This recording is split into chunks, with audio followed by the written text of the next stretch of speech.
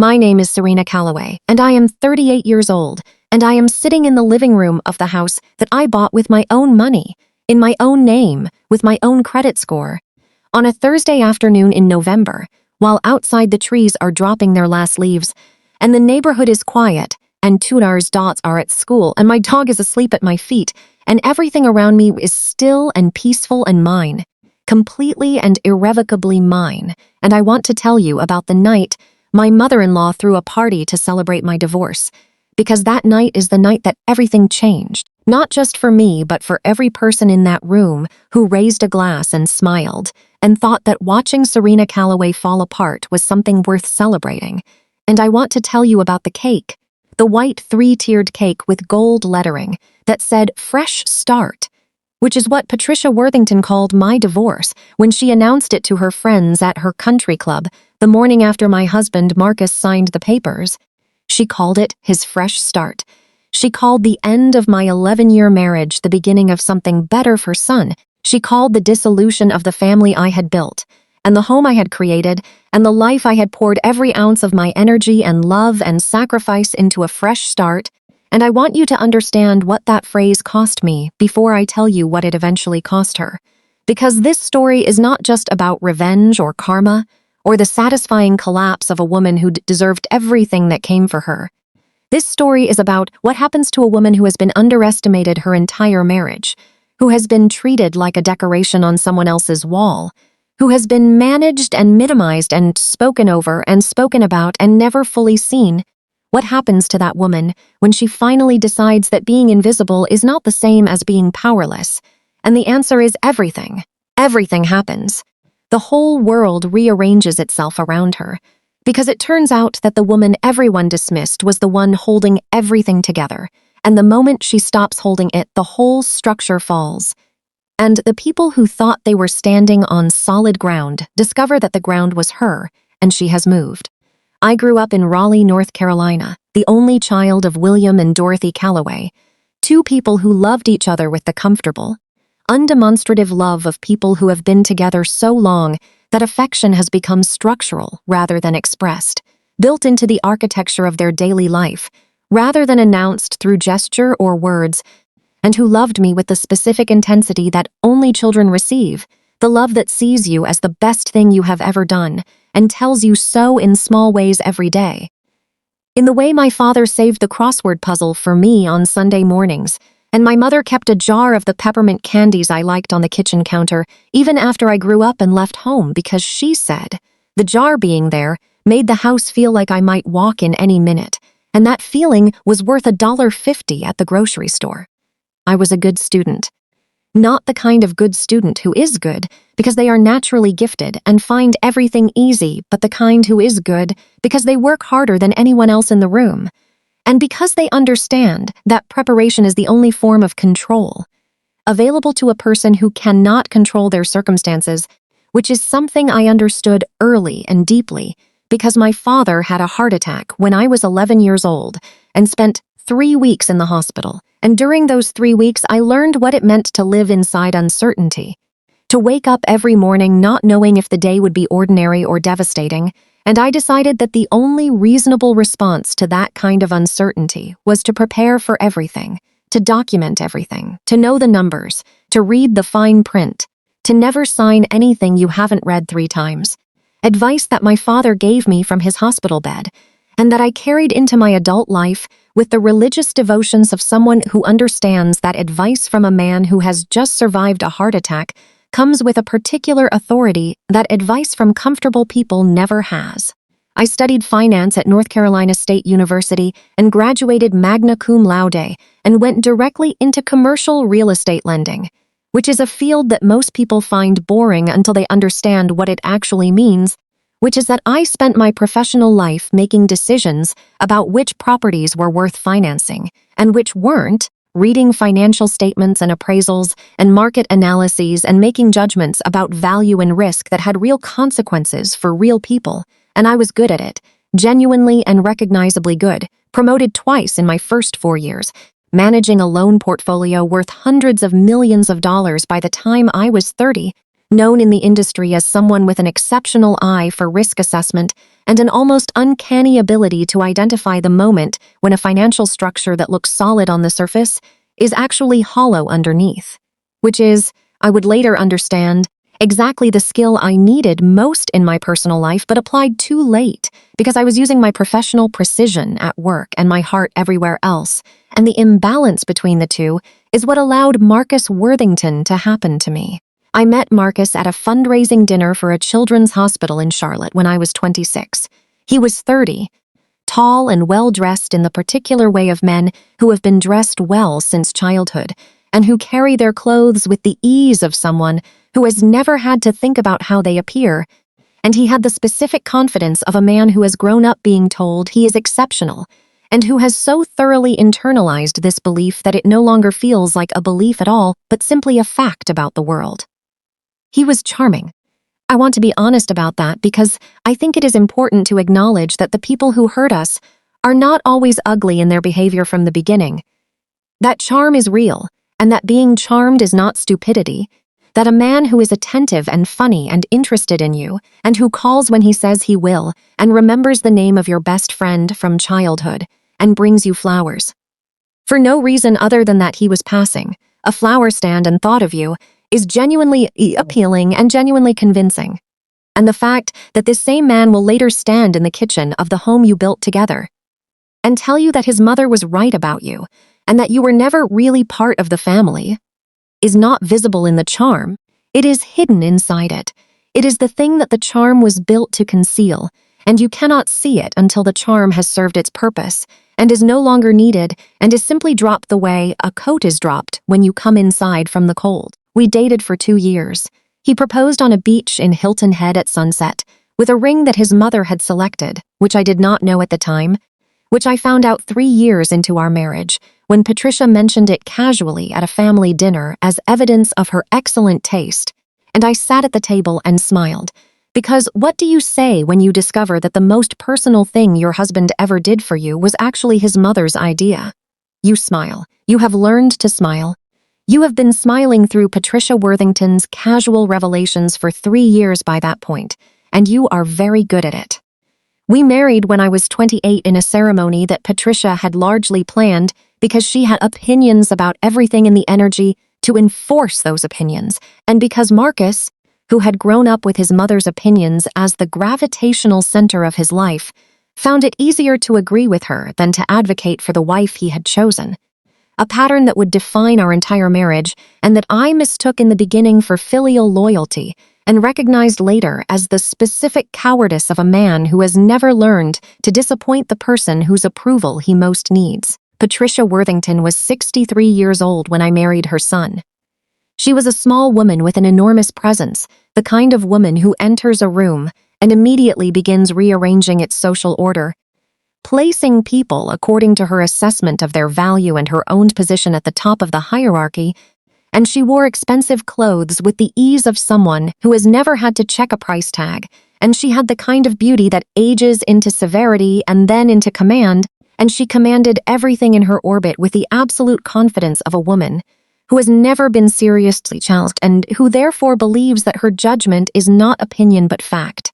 She had been a society woman her entire adult life. Her husband, Gerald Worthington, had made a fortune in commercial construction, building shopping centers and office complexes across the Carolinas. And when he died of a stroke 8 years before I married Marcus, he left Patricia a substantial estate, a large house in Myers Park, a vacation property in Kiowa Island, a portfolio of commercial real estate that generated enough income to sustain her lifestyle without touching the principal, and the absolute conviction that the Worthington name meant something, and that anything or anyone who threatened to diminish that meaning was a problem to be managed. I was a problem to be managed. From the moment Marcus brought me home for the first time, not because I was unsuitable, not because I lacked education or career or intelligence or any of the objective qualifications that a woman in my position might be judged on, but because I was not what Patricia had planned. She had planned, with the specificity of a woman who believes that planning is a form of control, a particular type of daughter-in-law, someone from a family she knew, someone whose social coordinates were already established, and whose loyalties were already understood. Someone who would slot neatly into the Worthington world without disrupting its existing architecture. I was not that person. I was from a middle-class family in Raleigh, whose parents worked ordinary jobs, and who had built my own professional success without any social foundation that Patricia recognized or respected. And this absence of pedigree, this lack of a name that meant something in the circles Patricia moved in, was something she never forgave me for, even though she never said it directly, because Patricia was not the kind of woman who said things directly.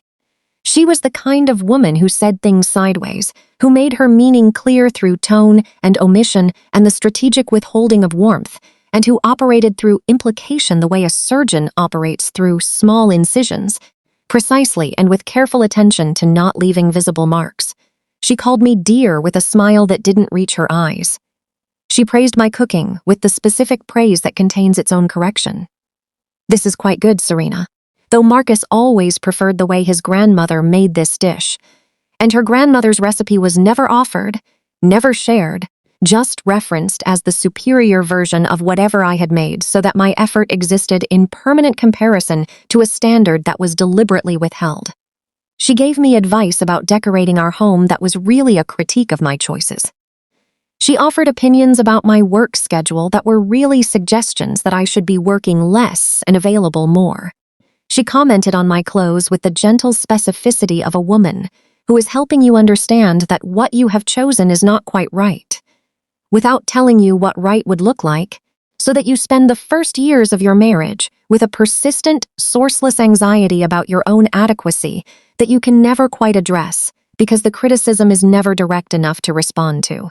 Marcus knew. He knew his mother's behavior was a problem, the way some people know they have a bad habit, with full cognitive awareness and no meaningful intention to change.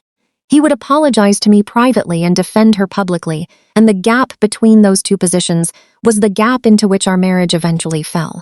Not all at once, not with a dramatic collapse, but slowly and steadily, over 11 years, as every private apology went unfollowed by any public change, and every situation in which I needed him to stand beside me became a situation in which he stood behind his mother and asked me to understand.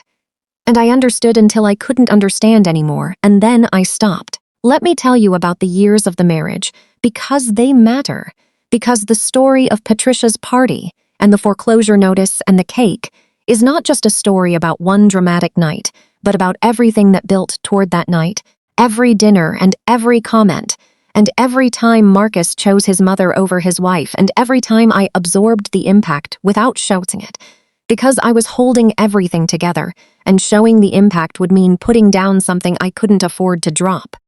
We bought a house in the Dilworth neighborhood of Charlotte 3 years into our marriage, a beautiful 4-bedroom craftsman on a tree-lined street, and the down payment came entirely from my savings. Because Marcus's money, which theoretically existed in the form of his salary from the Worthington family business, was in practice largely managed by Patricia, who maintained a complex system of family finances that kept Marcus comfortable but not independent. A financial structure I recognized professionally as one that ensured loyalty through dependency, but that I chose not to examine too closely, because examining it would mean looking at things I wasn't ready to see. I negotiated the mortgage.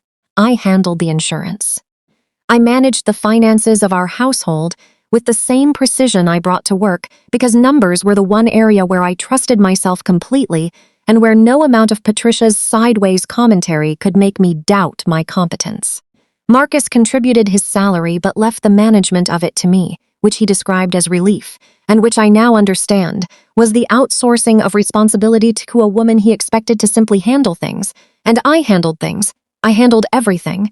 I managed the mortgage and the insurance and the children's school fees and the family vacations and the social calendar and the household staff and the financial planning and every administrative and full logistical and financial element of our shared life, because I was good at it, and because someone had to be, and because doing it gave me a sense of control in a marriage that was otherwise characterized by my increasingly limited influence over its direction.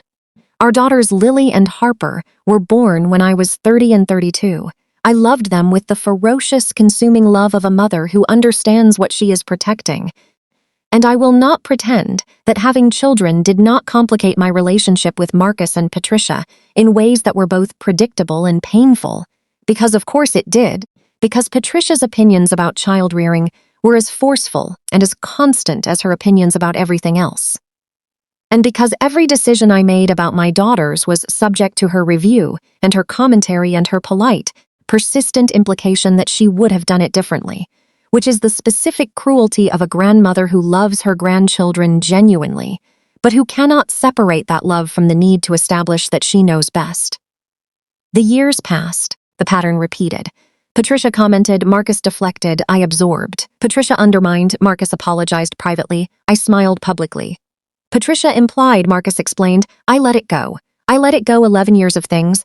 11 years of meals and comments and dinners and Christmas mornings and birthday parties and family vacations where I was present in the photographs and absent from the decisions. 11 years of being the woman who held everything together while the family she was holding together treated her like the staff. And then Marcus had an affair. I found out on a Tuesday in March in the most ordinary way, not through dramatic discovery or confrontation, but through a bank statement that I was reviewing as part of my regular household financial management. A charge from a hotel in Asheville for 2 nights that corresponded to a weekend when Marcus had told me he was at a golf tournament in Pinehurst. And when I looked at the charge, and then looked at the dates, and then looked at the credit card number, and understood that he had used our joint credit card to pay for 2 nights in a hotel with a woman who was not me, I sat at my kitchen table for a long time in the specific stillness of someone whose body understood something that their mind is still catching up to.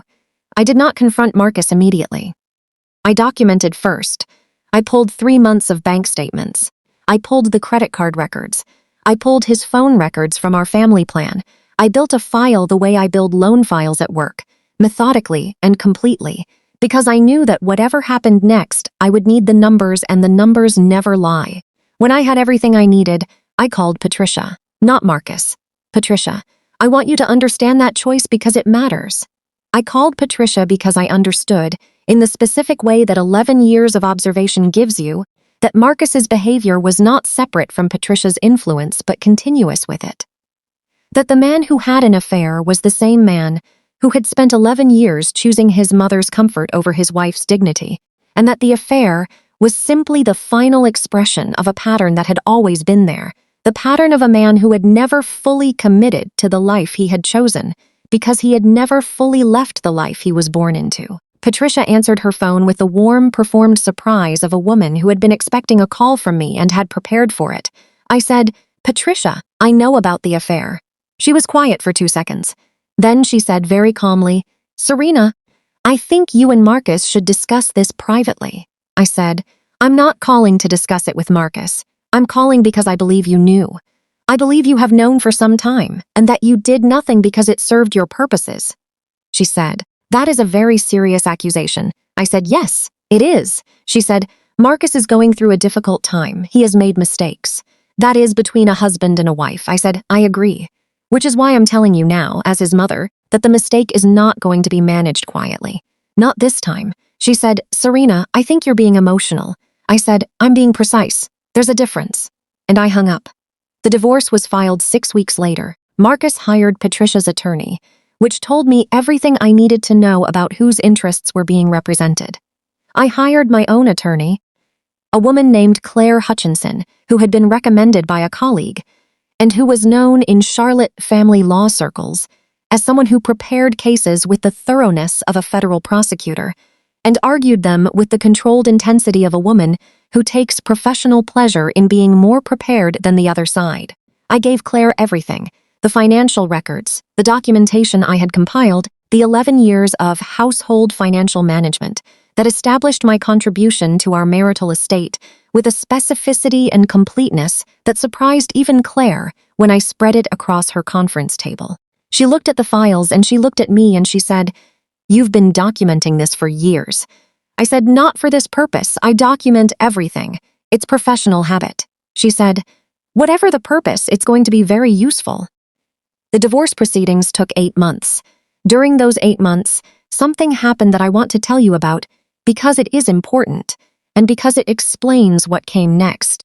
While I was managing the legal process and working full-time and raising my daughters and doing all of the things that needed to be done, I became aware through a combination of professional instinct and deliberate investigation of something that the Worthington family had been counting on me not to notice. The commercial real estate portfolio that Gerald Worthington had left Patricia, the portfolio that funded her lifestyle and that she managed through the family business, had a problem. The problem was the Meridian Properties Group, a collection of 3 commercial properties that Gerald had acquired late in his career and that had been performing below expectations for years. The properties included an office complex in South Charlotte, a retail strip in Concord, and a mixed-use building in Gastonia. All 3 were operating at below-market occupancy. All 3 had deferred maintenance issues. All 3 had mortgages that Patricia had been managing with the same comfortable assumption that had characterized her entire financial life. The assumption that the numbers would work out, because they always had, because Gerald had always made them work out, and now the family business was handling them, and there was no reason to look too closely. I had reason to look closely. I looked at commercial real estate for a living, and what I saw when I looked at the Meridian Properties Group, what I saw in the financial statements and the occupancy reports and the mortgage documents that were part of the court discovery process in the divorce, because Marcus held a minority interest in the family business, and the business records were relevant to the asset valuation, what I saw was a financial structure that was deteriorating. The mortgages on all 3 Meridian properties were adjustable rate, tied to an index that had been rising for 18 months. The occupancy rates had dropped as Charlotte's commercial real estate market shifted. The rental income that had been servicing the debt was no longer sufficient to cover the mortgage payments at the new adjusted rates. Patricia was using reserves to cover the shortfall. The reserves were not unlimited. Based on my analysis of the financial statements available to me through discovery, the Meridian Properties Group would become insolvent within 12 to 18 months if the occupancy situation did not improve and the interest rates did not drop. Patricia did not know that I had looked at this. Patricia did not know that I understood exactly what the state of her financial house was while she sat in her own financial house and celebrated the dissolution of mine. The divorce was finalized on a Friday afternoon in September. Marcus and I sat in a courtroom, and a judge approved a settlement agreement that Claire had negotiated over 4 months of the most thorough preparation I have ever witnessed in any professional context. The settlement gave me the house in Dilworth, which I had paid for and maintained, primary custody of Lily and Harper, child support, a division of the marital assets that reflected my documented contribution to the marital estate, and a clean financial separation from the Worthington family business that removed me from any liability associated with its debts, which was something Claire had insisted on, and that I had agreed to for reasons that I understood more clearly than Claire did. The weekend after the divorce was finalized, Patricia threw a party. She called it a dinner party for close friends, but it was 40 people at the Myers Park house, the same house where Marcus had grown up, the same house where Patricia had hosted every Worthington family gathering for 30 years, and it was catered, and there were flowers, and there was a bar, and there was a 3-tiered white cake with gold lettering that said Fresh Start, and Patricia stood at the center of her living room in a cream-colored dress that she had clearly bought for the occasion, and she made a toast. I know about the toast because Diane Worthington, Marcus's cousin, was at the party and texted me a photo because Diane had always liked me in the way that the peripheral members of difficult families sometimes like the person the difficult family is being difficult to, with a guilty sympathy that expresses itself in small acts of informations, sharing that they tell themselves are kindness, and that are also, if you are honest about it, a form of drama-adjacent entertainment. And Diane's text arrived at 9:47 that evening with a photo of the cake and a second photo of Patricia mid-chest with a champagne glass raised and a smile on her face that I recognized as the smile she wore when she believed she had won something, which was often because Patricia operated her life as a competition and kept careful score, and the score that evening said that she had gotten her son back and sent the interloper away, and the fresh start was his and hers, and everyone in that room was toasting to it, and no one, Not one single person in that room was thinking about Serena Calloway because Serena Calloway was gone, and gone was what she was supposed to be. I looked at the photo for a long time. Then I called Claire Hutchinson. Claire answered even though it was 9:51 on a Friday night, because Claire was the kind of attorney who answers at 9:51 on a Friday night when her client calls during the week after a divorce finalization. I said, "Claire, I need to ask you something." She said, "Go ahead." I said, "The Meridian Properties Group, the 3 commercial properties in the Worthington portfolio, are they on any of the bank's watch lists?" Claire was quiet for a moment. Then she said, "As of the last discovery documents we received, the office complex was flagged by the lender as 30 days past due on the adjusted mortgage payment." I said, "Just the office complex?" She said, "That we know of." I said, "I need you to check the other 2. She said, "Serena, the divorce is finalized. You don't need to monitor the Worthington family finances anymore."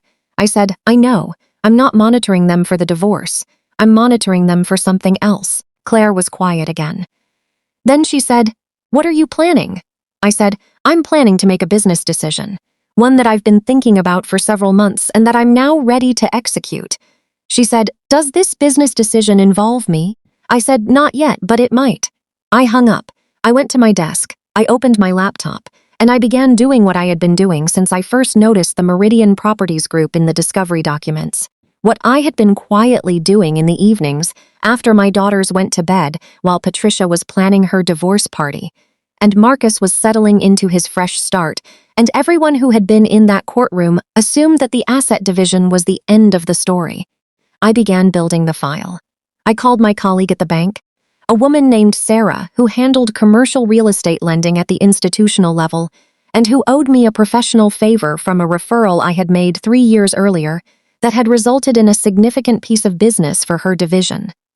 I said, "Sarah, I need information on the lending status of 3 commercial properties." I gave her the addresses. She said, "Serena, I can't share confidential lending information." I said, "I'm not asking for confidential information. I'm asking whether these properties are publicly listed in any default or pre-foreclosure status that would be accessible to a potential buyer." She said, "Give me 24 hours." She called back the next morning. The retail strip in Concord was 60 days past due on its mortgage. The mixed-use building in Gastonia was 90 days past due and had received a formal notice of default from the lender. The office complex in South Charlotte, the one Claire had mentioned, had received a notice of default 3 weeks earlier, and the lender had initiated the foreclosure process. All 3 Meridian properties were in various stages of financial distress. The portfolio that Patricia had been living on, the income stream that funded the Myers Park house and the Kiowa Island vacation property and the catered dinner parties and the 3-tiered cakes with gold lettering, was collapsing. The collapse had been predictable. I had predicted it. I had predicted it from the discovery documents, and I had accelerated my understanding of the timeline with Sarah's information. And I now knew something that Patricia did not know, which was that within 6 months she was going to lose the 3 Meridian properties to foreclosure unless someone intervened. And the intervention she needed was not the kind you get from family or from attorneys. It was the kind you get from a buyer with capital and appetite for distressed commercial real estate, which is a very specific type of buyer, and one that I happen to know professionally in the way that a person who has spent 15 years in commercial real estate lending knows everyone in the room. I called David Park. David ran a private equity firm that specialized in distressed commercial real estate acquisitions in the Southeast. I had referred 3 significant deals to his firm over the years, and he had called me every time to say that if I ever wanted to move from lending to investing, he had a seat at the table with my name on it. I said, "David, are you still interested in distressed retail and office in the greater Charlotte area?" He said, "Always. What have you got?" I said, 3 properties, one in pre-foreclosure, one with a formal notice of default, one with active foreclosure proceedings initiated. All 3 have fundamentals that are recoverable with the right management and capital investment. The current owner is in a liquidity crisis and will not be in a position to negotiate from strength. He said, "Send me the details." I sent him everything: the property addresses, the publicly available financial information, my own analysis of the recovery potential based on market data I had access to through my professional work, and a projection of the timeline within which the lender would be motivated to negotiate a short sale or accept a foreclosure bid in order to clear the debt from their books. David called me back within 2 hours. He said, "Serena, this is good work. These properties have real upside if you get them at the right price." I said, "I know. I want to be part of the acquisition." He said, "As an investor." I said, "As a partner." There was a pause. Then David said, "Send me your financial profile." I sent it. The settlement from my divorce had been significant. 11 years of documented financial contribution to a marital estate, managed by a woman who kept meticulous records, tends to produce a settlement that reflects the actual value of what was contributed. And my settlement had been what Claire described as comprehensive, and what I described as accurate. I had liquidity. I had professional credibility. I had a 15-year track record in commercial real estate lending that gave me the analytical foundation to understand exactly what I was buying and at exactly what price. David called back the next morning. He said, "I want to structure this as a joint venture. You bring the deal sourcing and the market analysis. I bring the capital and the operations team. We split the equity 60-40 in my favor given the capital contribution, but you have full participation in the upside." I said, 55-45. He said, "Done." We shook hands over the phone the way people shake hands in business, with the specific brevity of two professionals who understand each other's language and don't need the formalities that less experienced people use to fill the silence of uncertainty. Over the next 4 months, David's firm and I acquired all 3 Meridian properties. The office complex went first, through the foreclosure process, at a price that reflected the lender's desire to clear a non-performing asset from their books before year-end. The Gastonia building followed, through a short sale negotiated with the lender, after the formal notice of default had been outstanding for 90 days, and the lender's patience had been exhausted. The Concord retail strip was the last, acquired directly from the Worthington family through a negotiation that was handled entirely through attorneys, and that Patricia did not understand the full implications of until the papers were signed, and the wire transfers had cleared, and the properties that had been the financial foundation of her lifestyle for 8 years belonged to a new entity called Meridian Recovery Partners, LLC, of which I held a 45% equity stake. Patricia did not know I was part of the acquisition. The transaction was conducted through David's firm. My name appeared nowhere in the initial communications. The Worthington family attorney negotiated with David's attorney, and the settlement was presented as a straightforward distressed asset acquisition by an outside investment group, which is exactly what it was, except that one of the partners of the investment group was the woman Patricia had thrown a party to celebrate removing from her family. I want to tell you about the moment Patricia found out.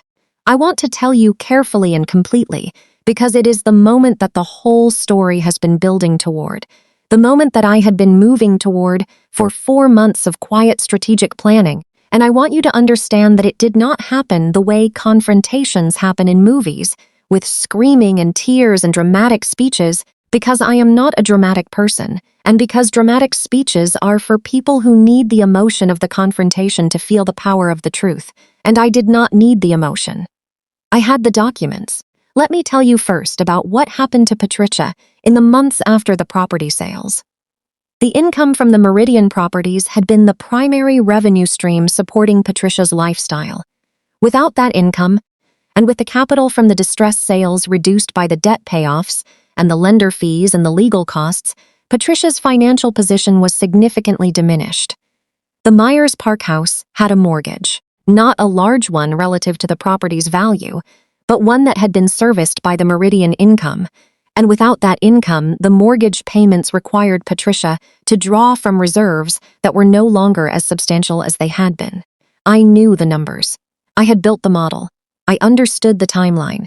Patricia was going to need to make a decision about the Myers Park house within 12 months of the property sales, and the decision was going to be between selling it or finding a new income source, and there was no obvious new income source available to a 67-year-old woman whose lifestyle had been funded by inherited assets for 30 years, and who had no professional skills or employment history that would generate meaningful income at the level required. What I did next was calculated and intentional, and I am not going to pretend otherwise because this story is about the truth. And the truth is that I had spent 11 years watching a woman treat me as disposable, and I had decided that she was going to understand the cost of that treatment in the language she understood best, which was money, specifically the money that had always made her feel safe and above consequence and entirely in control of a world that she had constructed around her own supremacy. I sent Patricia an invitation, a formal, printed invitation on heavy cream cardstock, delivered by messenger to the Myers Park house, inviting her to a dinner at a restaurant in Uptown Charlotte to discuss the future management of the Meridian Properties Group, signed by David Park of Meridian Recovery Partners, LLC.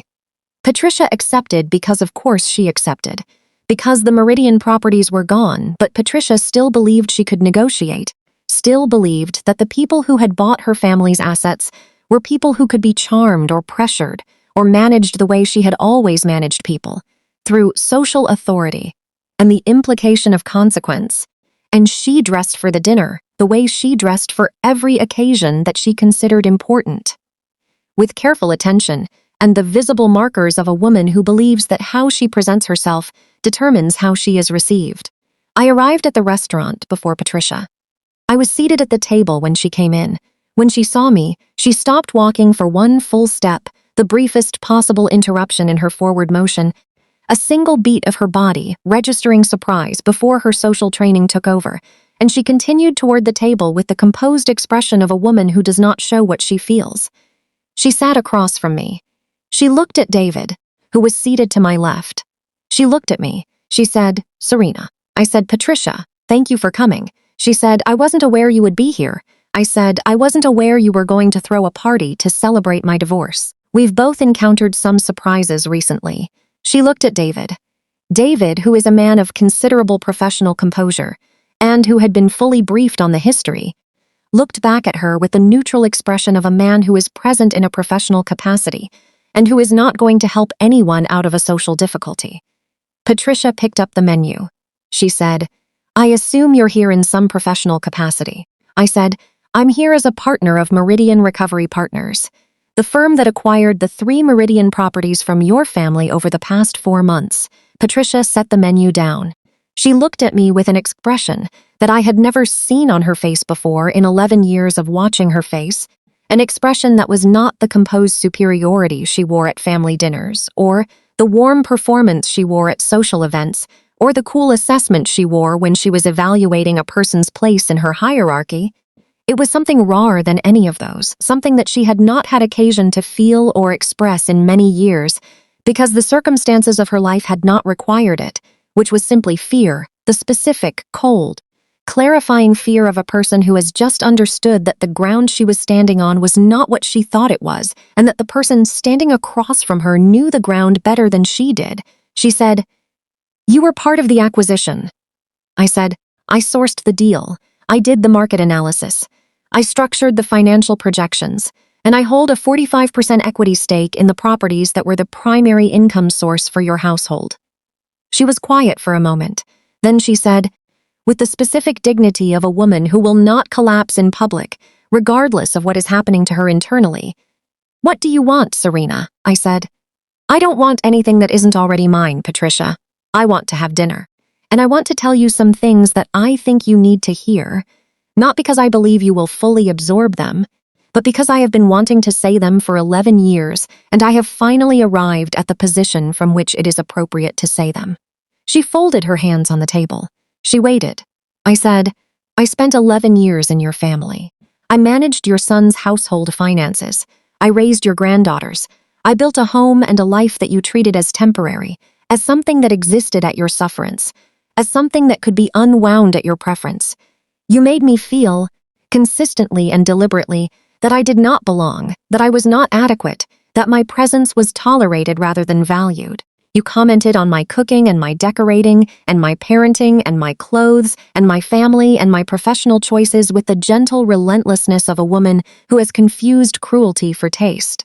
You celebrated my divorce with a party and a cake with gold lettering, and through all of it, what you never understood, what you were never curious enough to investigate, was that the woman you were dismissing had spent 15 years building the professional expertise to understand exactly what your financial position was and exactly what it would take to transform it. Patricia's jaw was tight. She said nothing. I said, the office complex on Park Road, the retail strip in Concord, the mixed-use building in Gastonia. Those properties are now held by an entity in which I am a partner. The income those properties generate is being invested in the renovations and re-tenanting that will return them to profitability. The management fees generated by the recovery of those properties will flow to Meridian Recovery Partners. 45% of those flows belong to me. I paused. I picked up my water glass. I took a sip. I set it down. I said, I am also now going to tell you what I want. Not because you deserve to know my intentions, but because I believe in transparency, and because I want you to understand that what I am about to say is not a threat. It is a description of reality. Patricia said very quietly, Go on. I said, The Myers Park house. You have a mortgage. The mortgage payments have been supported by income from the Meridian properties. That income is now being managed by my partnership. The mortgage lender on your property is an institution with which I have a long-standing professional relationship. I am not going to intervene with your mortgage. I am not going to do anything to interfere with your ability to make your payments. I want to be absolutely clear about that because I am not here for revenge. She looked at me. I said, I am here because I believe that you and I need to have a different kind of conversation than we have ever had. A conversation based on what is actually true rather than what you have always believed to be true. The truth is that I was never the problem in your family. I was the solution. I was the person who ran the household, managed the finances, raised the children, and held together a marriage that your son was incapable of maintaining because you raised him to believe that maintaining things was someone else's responsibility. The truth is that you dismissed me for 11 years because you could, because you had social authority and family loyalty and a son who would not stand up for his wife, and you used all of those advantages to make my life smaller and my voice quieter and my presence in that family more tenuous than it deserved to be. Patricia's eyes were bright, not with tears exactly, with something that was adjacent to tears but that she was not going to allow to become tears in this restaurant at this table in front of me. I said, I am also going to tell you that I have no interest in making your life difficult. The Meridian properties will be managed professionally, and the income they generate will eventually stabilize your financial situation if you choose to engage with us as a resource rather than an adversary. David has a proposal for you. I nodded to David. David opened a folder and slid a document across the table. It was a consulting agreement. It offered Patricia a monthly retainer in exchange for her knowledge of the properties, the tenant relationships she had maintained, the vendor contacts she had developed over the years, the institutional memory of assets that she knew better than anyone outside the family, because she had managed them for 8 years, and that knowledge had value to a new ownership group that was trying to stabilize and grow what they had acquired. Patricia looked at the document. She read it. She read it again. I watched her understand what was happening, which was that the woman she had thrown a party to remove from her family was now offering her a lifeline, not out of charity, not out of weakness, not out of any need for Patricia's approval or gratitude, but out of the specific, calculated generosity of a professional who understood that the knowledge Patricia had was worth money, and that paying for valuable knowledge is not kindness, it is business. Patricia looked up from the document. She looked at me for a long time. Then she said something I did not expect. She said, I was wrong about you. 3 words. Simple and direct and without the sideways quality of her usual communication, without the implication and the tone and the strategic omission. 3 words that were as close to an apology as 11 years of Patricia Worthington were ever going to produce. And I received them the way I receive all financial information, with acknowledgement and without sentiment, because sentiment is for personal conversations, and this was a professional meeting, and I had spent a long time learning the difference. I said, I know. She said, will you give me time to review the agreement? I said, of course, Claire will be your point of contact. She nodded. She stood. She extended her hand. I shook it. She left the restaurant with the same composed bearing with which she had entered it, the bearing of a woman who does not collapse in public. And I watched her go, and I thought about the party and the cake and the gold lettering and the toast, and I thought about the specific satisfaction of a story that ends not with a scream but with a handshake, not with destruction but with the establishment of new terms, Not with revenge, but with the kind of justice that is so complete and so structural that it doesn't need drama to make its point, because the point has already been made in the numbers and the numbers never lie. David poured himself a glass of water. He said, "She took that better than I expected." I said, "She's a practical woman. She has always been better at processing reality than at creating it." He said, "Is that a compliment?" I said, "It's an observation." We ordered dinner. We talked about the properties, about the renovation timeline, about the re-tenanting strategy, about the market projections for commercial real estate in the greater Charlotte area over the next 3 years. We talked about business the way two professionals talk about business, with precision and focus, and the comfortable fluency of people who share a language and who have built something together that they both believe in. I drove home to my house in Dilworth. The house that I had paid for and maintained and now owned outright. The house where Lily and Harper were asleep in their rooms, where my dog was curled at the foot of my bed, where the kitchen still smelled faintly of the dinner I had made before going to the restaurant, where every room was arranged the way I had arranged it, without input or commentary, or the gentle, persistent implication that it was not quite right. I stood in the kitchen for a moment. I thought about the cake. I thought about the gold lettering that said, "Fresh Start." I thought about Patricia raising her champagne glass in her cream-colored dress in the Myers Park house. I thought about Diane's text message arriving at 9:47. And I thought about what a fresh start actually looks like, not the version that Patricia had toasted, in which the fresh start was Marcus's freedom and her restored control, but the actual version, the one that was real, in which the fresh start was mine, a 45% stake in a recovering commercial real estate portfolio, a professional partnership with David Park, 2 daughters who were sleeping peacefully in a house that was unambiguously and permanently theirs and mine, a career that was expanding rather than contracting, and a life that was no longer organized around someone else's assessment of my adequacy. The divorce had not been the end of my story. It had been the restructuring, and I had spent 15 years learning to tell the difference between an asset in distress and an asset in recovery, and what I understood, standing in my kitchen on that Thursday evening, was that the most important thing I had ever restructured was myself. Patricia signed the consulting agreement 3 weeks later. She comes to the quarterly property reviews. She is professional and prepared, and she brings knowledge about the properties that has genuinely accelerated our stabilization timeline. As I knew it would, as I had calculated it would, because the calculation was always the point, the numbers were always the foundation, and the truth that the numbers told was the same truth my father had told me from his hospital bed when I was 11 years old and learning for the first time what it meant to live inside uncertainty. Read the fine print. Know the numbers. Never sign anything you haven't read 3 times. Marcus and I share custody of Lily and Harper. He picks them up on alternating weekends and on Wednesday evenings, and he is a better father in smaller doses than he was as a full-time parent, which is not an unusual outcome and which I have accepted without bitterness, because my daughters need their father, and my daughter's needs are not subject to my feelings about Marcus. Patricia sees the girls at family events.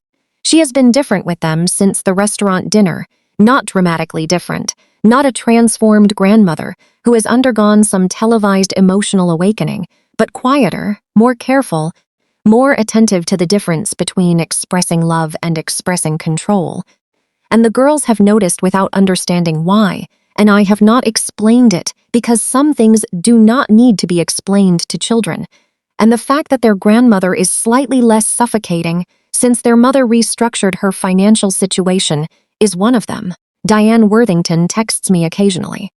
She says she does not know what happened, but that the family seems different, and that Patricia seems different, and that Marcus seems like a man who has recently understood something important about the gap between what he was given and what he deserved. And I respond to Diane's texts with the warmth I genuinely feel for her, because she sent me the photo of the cake and the photo of the toast, and those photos were what gave me the specific detail I needed to understand the full scope of what I was responding to. And I believe that the information you receive at the right moment from unexpected sources is a form of grace, and Diane was my grace on that Friday night in September. If you are listening to this story, and you have ever been made to feel that you don't belong in a room you helped build, If you have ever been dismissed by people who confused your patience with weakness, if you have ever absorbed 11 years of sideways commentary and Christmas morning condescension and gentle, persistent undermining and smiled through all of it because you were holding something together that mattered more than your dignity at any given dinner table, I want you to hear this directly. The holding was not weakness. The patience was not passivity. The smile was not surrender. The holding and the patience and the smile were the accumulation of knowledge, the building of a file, the quiet and methodical preparation of a woman who was learning everything she needed to know about the structure she was inside so that when the moment came, she would understand exactly which load-bearing walls to move. Numbers never lie. And the woman who knows the numbers always has the last word even when she says it quietly across a dinner table with a menu in her hand and a 45% equity stake that nobody in the room expected her to have. My name is Serena Calloway. I am 38 years old. I live in Dilworth in a house that is mine. I am a partner in a commercial real estate investment firm. I have 2 daughters who are brave and kind, and who will grow up knowing that the most powerful thing a woman can do is understand the numbers, while everyone around her is looking at the room. They threw a party to celebrate my divorce. I showed up 4 months later with the deed, and I am still here, still counting, and every number tells the truth.